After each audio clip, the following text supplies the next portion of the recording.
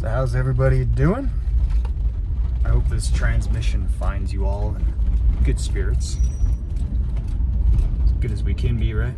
Considering the country's burning on all sides, crumbling all around us. And the future is growingly more and more uncertain. And I'm driving on an icy, snowy road right now with one arm, dodging and weaving through all the late day traffic. Everybody coming home from work, apparently. I always seem to time it perfectly, don't I? Anyway, this is Nightwatch N8, your host, buddy and pal of the Nightwatch Podcast. Slow down, buddy. Slow down. Take her easy. Us mountain folk, we don't move too fast, if you haven't noticed. Kind of draw on our speech too, don't we? A little long-winded. Kind of suck all that thin air up here in the mountains. So the big news is, like you haven't already heard it, right? Like you need me to tell you. Tuckins. That's right, good old Tucker Carlson, the guy whose daddy, Dick Carlson, quite literally worked for the CIA, Operation Mockingbird, with Voice of America. And the funny thing was, from what I read, good old Dick Carlson was doing kind of similar things to what his son is doing today by flying around the world, espousing the virtues of America to countries that might otherwise be contentious, and as well as meeting with world leaders. So it's just kind of an interesting spin. You know, I'm not gonna go into Tucker Carlson that much, but and I like some of what he puts out. Don't get me wrong. Like the Bret Weinstein interview recently that he did about when Bret Weinstein went down to one of these areas with the arteries of these this invasion that's going on at the border. You know, they always talk the border crisis. Well, where did all these people come from? How did they get to the border in the first place? Right? And apparently all of the corporate media gatekeepers are completely helpless and feeble when it comes to actually reporting on that little tidbit of information. Yeah. Who's busing, who's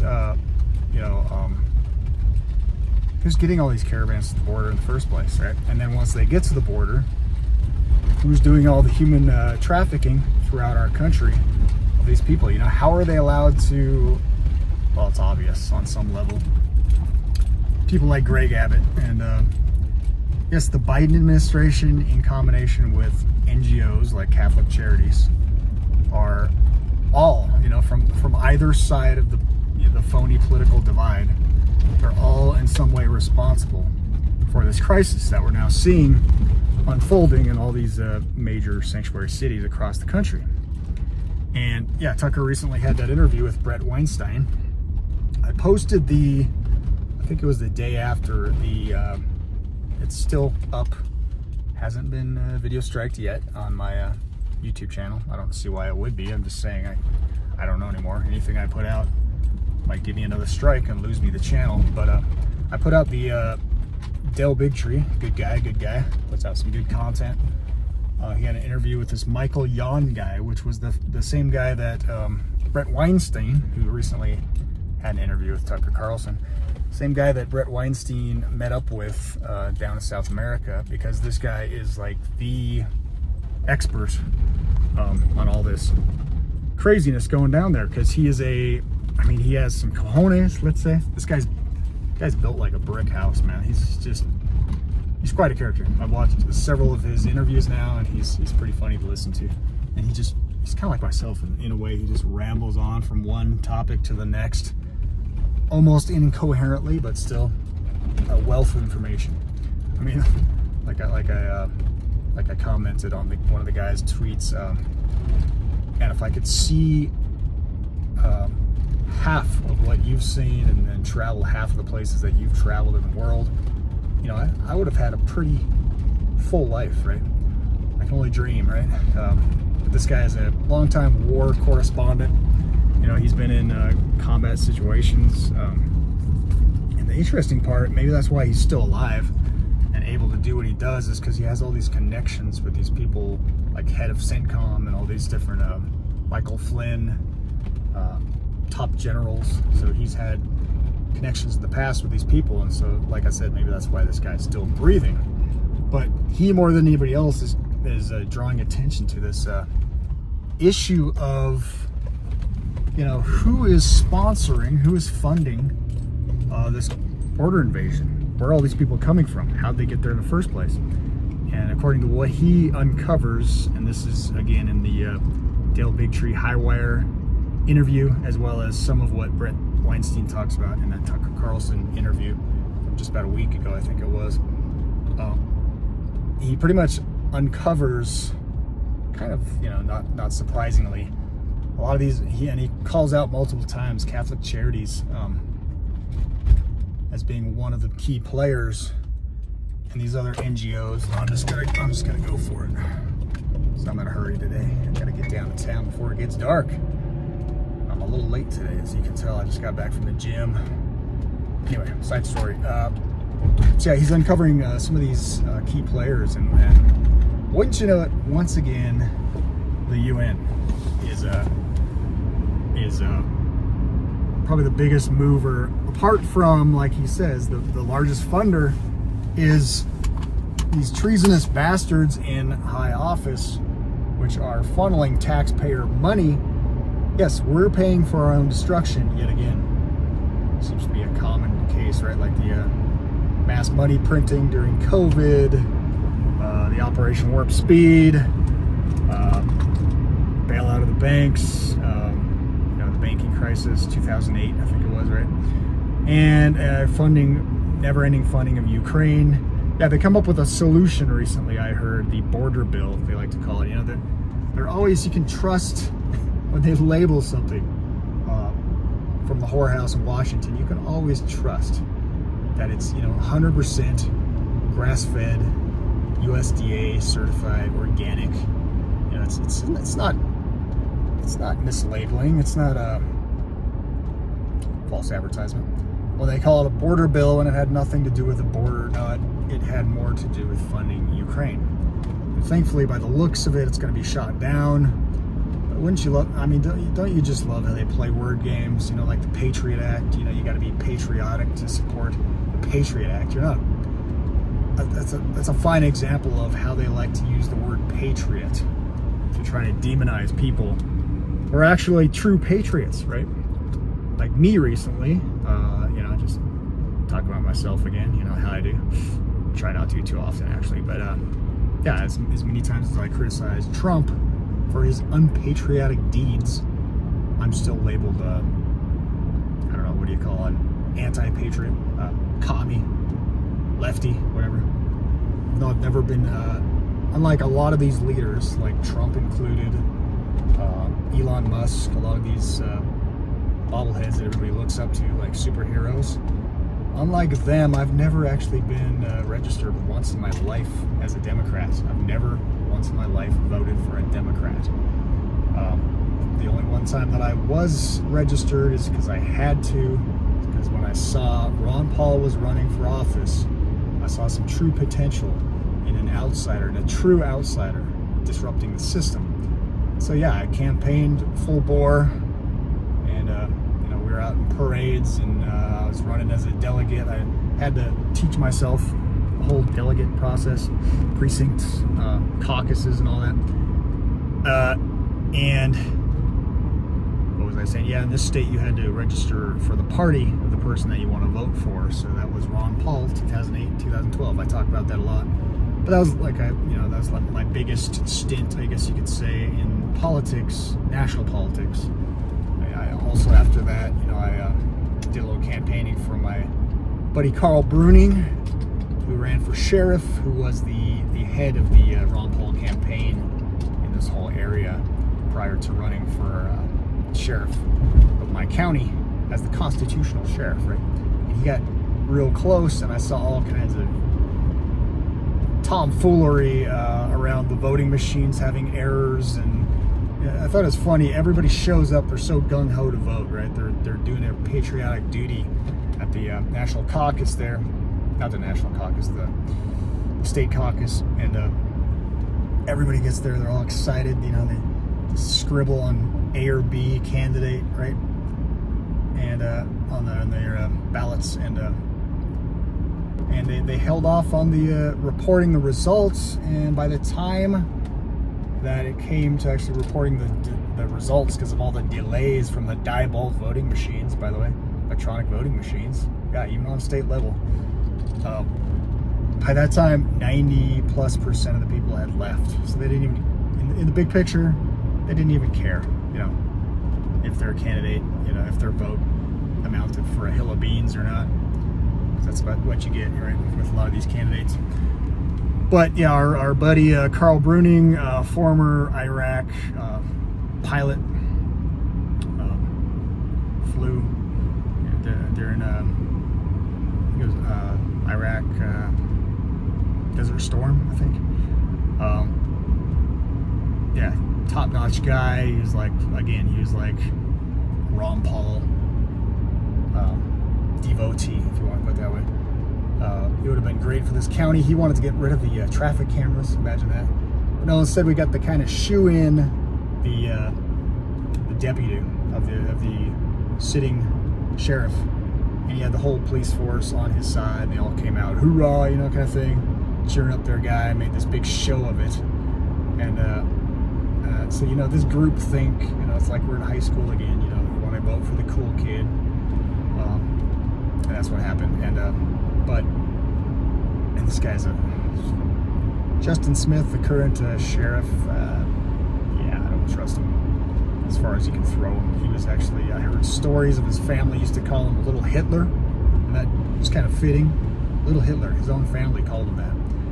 And you know, he's a choir boy, Catholic, and oh yeah, he took some, was it I think it was CIA or FBI training or something like that. Anyway, big story, long story. So yeah, I've seen my share of shenanigans, you could say. Like, yeah, like when I campaigned for Ron Paul, you know, it's the hardest thing just to break through your own party because it's so controlled, the whole duopoly of the two-party system, and how much money and invested interests are in either party. It doesn't matter, right, at this point. But I don't know what got me on all that, but I was talking about Tucker Carlson and his daddy Dick, Operation Mockingbird, Voice of America. How does anybody else question things like I do? You know, if Tucker's such a free agent, if he's just doing his own thing on X there, how does this guy, Tucker Carlson, score a one-on-one private interview with Vladimir Putin? Has anybody else asked these questions besides me? I hope so. Again, he's a former Fox News guy, Elon Musk's Twitter, X, which is, you know, Tucker and a lot of these other, you know, journalists go-to platform now. You know, on the head of the board of Tesla is the son of Rupert Murdoch. Yes, the same, like Fox News, not just Fox News, but media monopoly, man. He owns media, journalistic agencies, printed papers all over the planet. It's just a coincidence that Twitter, now X, was like the most used platform for journalists and journalism. And that's what Musk has tweeted out himself, that this is the news now, this is the place you go for your news. And you have the top newsman of the right, like Tucker, just you know, I don't know, I'm skeptical.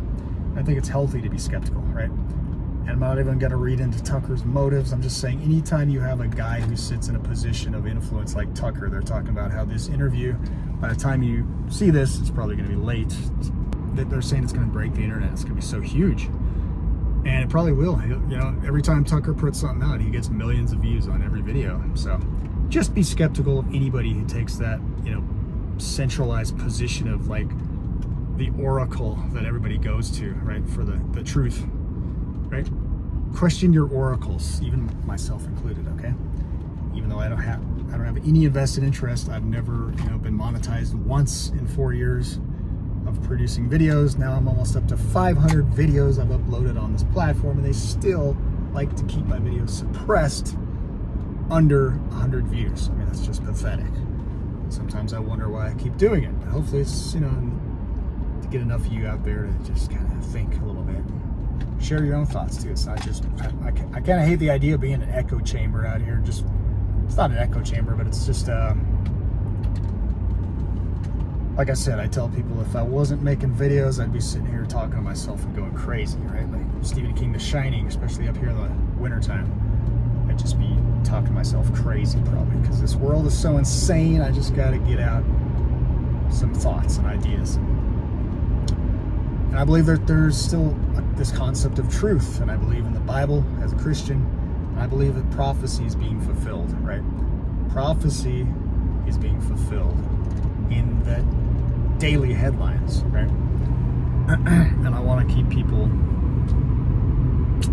on track, I guess, myself included, because there's so much deception, there's so much darkness in the world today that you really, the only thing you can trust at this point, and I guess it's always been this way, but more so now than ever before, the only place that you can find the truth, the whole truth, nothing but the truth, is in the Word of God. That's the light, the lamp unto our feet in this time of great darkness and deception on this earth.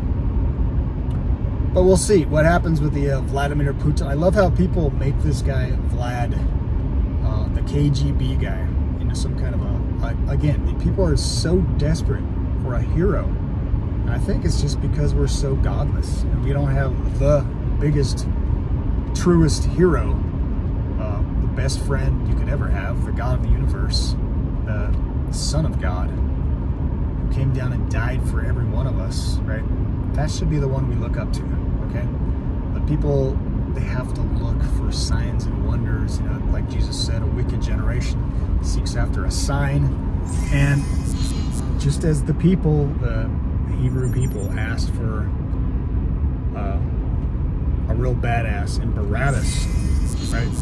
The killer, the murderer, the strong man, right? Just as they called for Barabbas over Jesus. I see the same trend today. People want anything other than Jesus. And so the desperation, like people are willing to make the KGB man, Vladimir Putin, a hero. And even though that, if you remember, you know, everybody's favorite boogeyman, Klaus Schwab of the WEF, bragged about how Vlad was one of their guys. Leaders initiative. Mrs. Merkel, Tony Blair, they were all, even President Putin, they were all young global leaders. Remember that? And so, couldn't it be, let me just try to pick your brain a little bit, like, you know, riddle me this, like, entertain this thought that couldn't it just be that everybody on the world stage right now is all controlled by the same interests?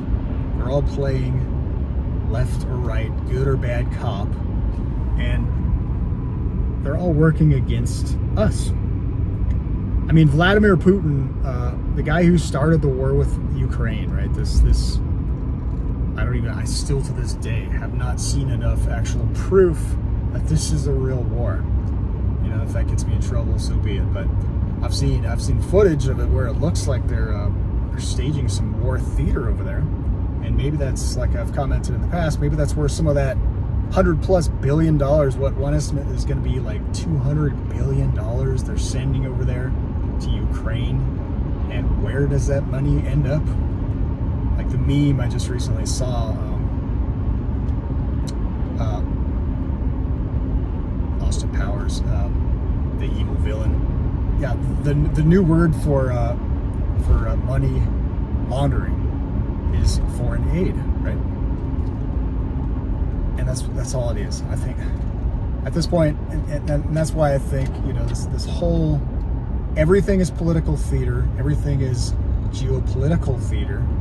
The good guys and the bad guys on the world stage are all playing the people of the world to funnel all of our resources out of our countries, right? I just kind of wonder what kind of payoff might Vladimir Putin get out of all this war theater going on. It's just a speculation, you know? I mean, if he's working for the WEF, though, he's part of the cabinet, infiltrates the cabinets with Klaus Schwab, you know, maybe he's playing his part in agitating and causing just, again, another good excuse to send hundreds of billions of dollars of our own taxpayer money to who the hell knows where. It's definitely not the Ukrainian people that are going to see a fraction of that money, right? And there's speculation that they won't even ever rebuild Ukraine, right? In any case, we'll see.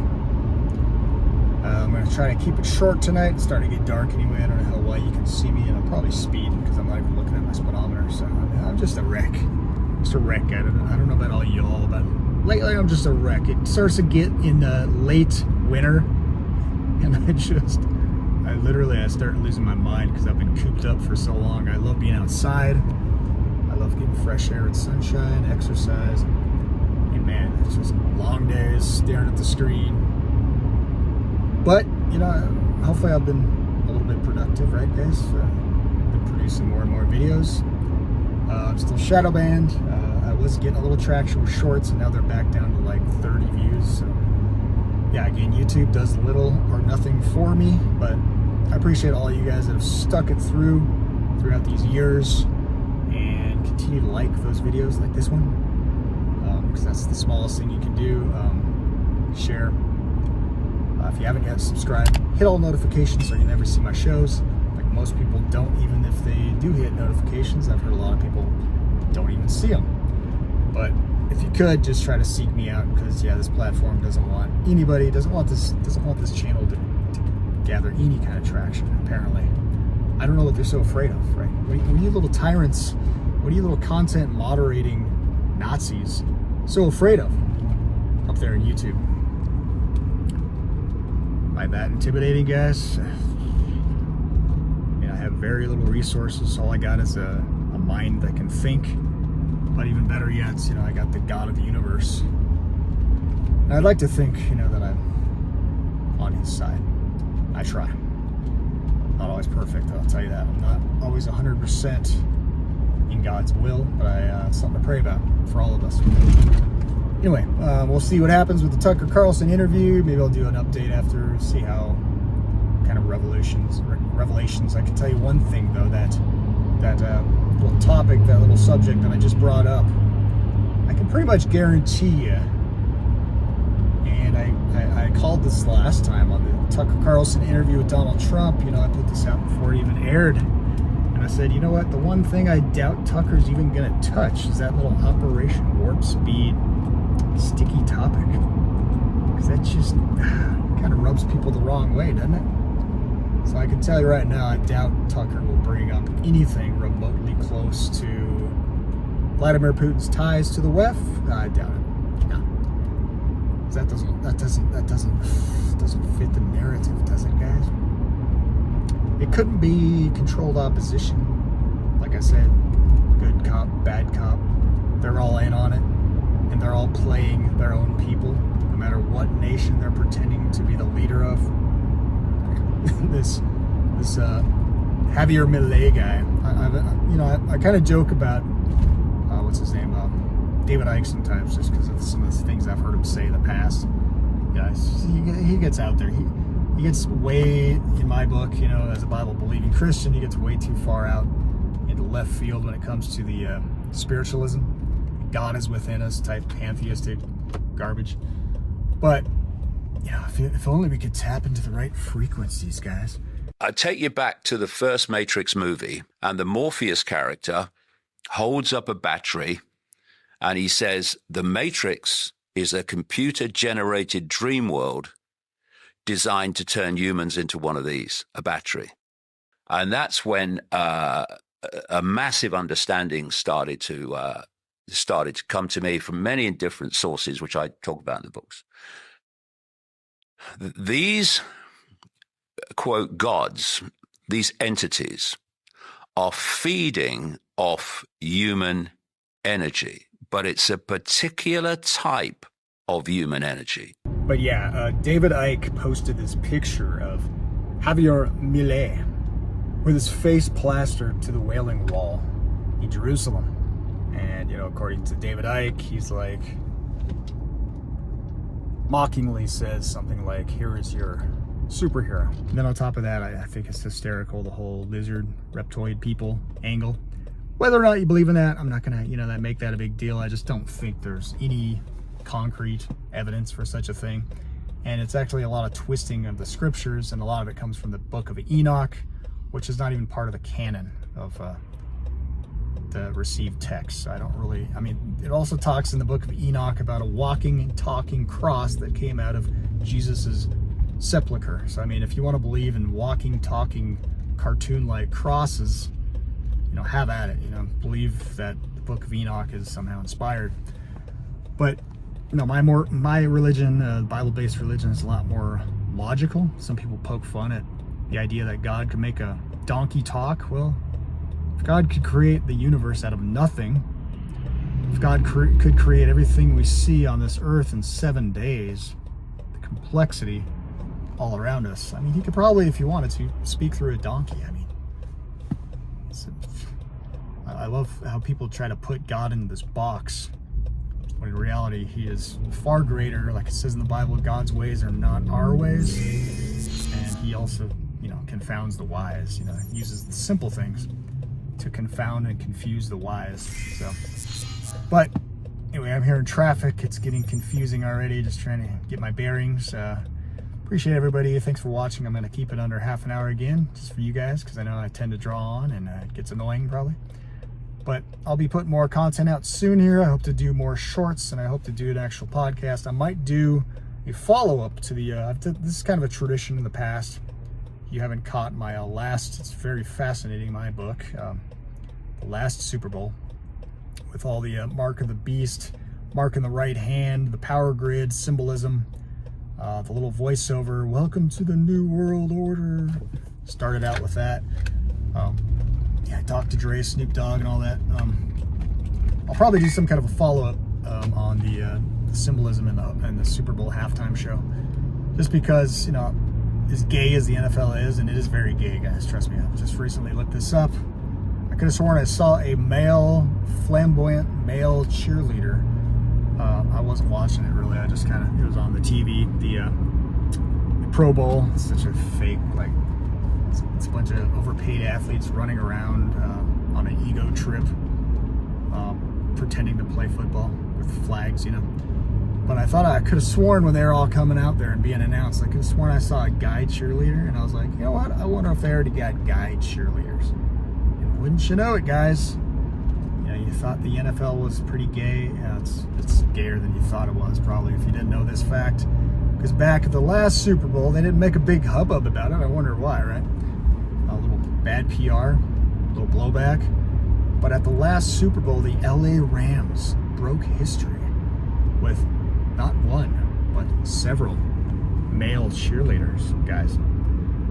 And if you look at these guys, oh my God. It's pretty much what you would picture a guy who wants to dance around with the rest of the girls in pom-poms, what they would look and act like. It's just sickening. Yes, the NFL is very gay, but so I don't really care too much for the NFL. I usually watch the Super Bowl just because it's such a big deal. It's all, at this point, it's so scripted, right? We have all the corporate funding around Mr. Pfizer and the witch, Wicked Witch of the West, Taylor Swift, and they just happen to make it to the Super Bowl. Really, guys? What are the odds, right?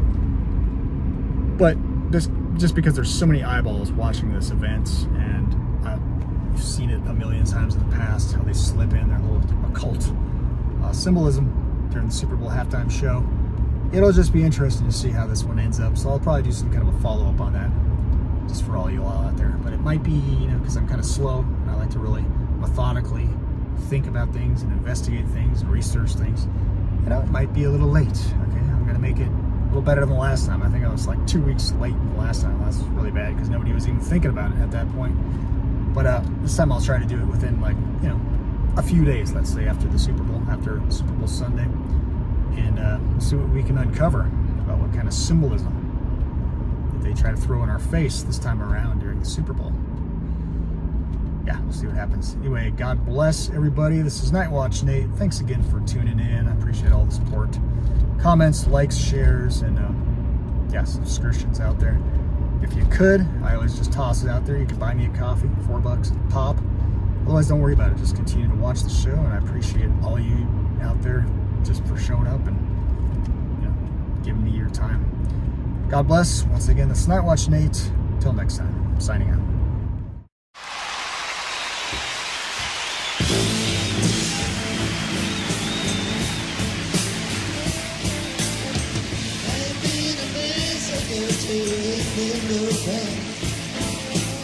They may like to gamble, they may like to dance, they may be the heavyweight champion of the world,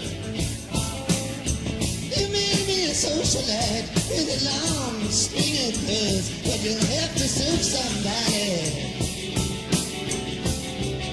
Yes, indeed, serve somebody.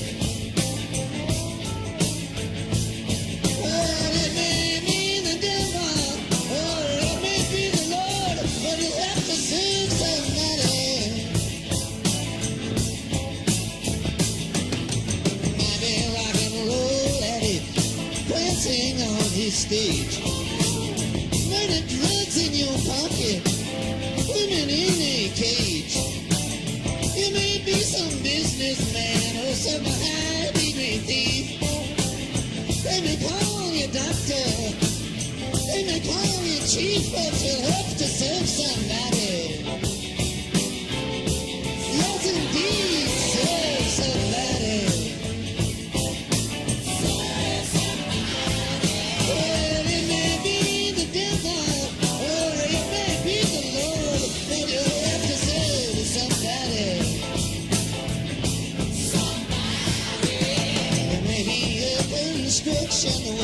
Working on a home. Maybe living in a mansion. You may be living in a dome. You may own guns. You may even own tanks. You may be somebody's landlord. Maybe even own banks. But you have to serve somebody.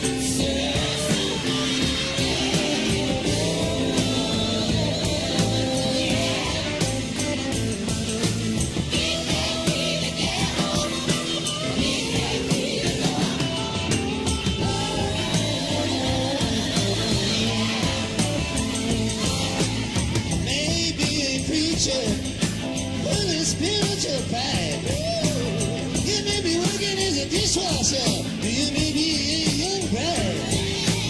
You may work in a barbershop.